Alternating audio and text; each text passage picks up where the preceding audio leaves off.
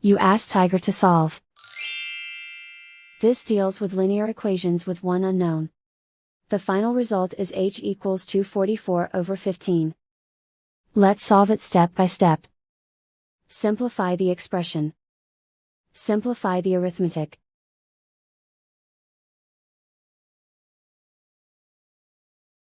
Group all constants on the right side of the equation. Add 12 to both sides.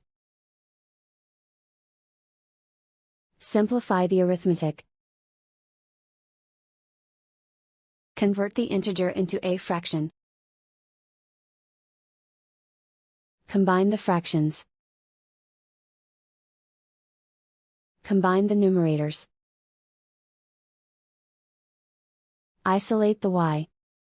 Multiply both sides by inverse fraction 4/3.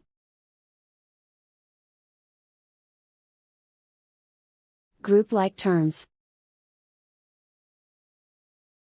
Multiply the coefficients. Simplify the fraction. Multiply the fractions.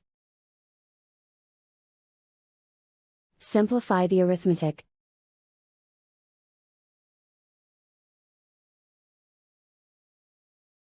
And so the final result is h equals 244/15.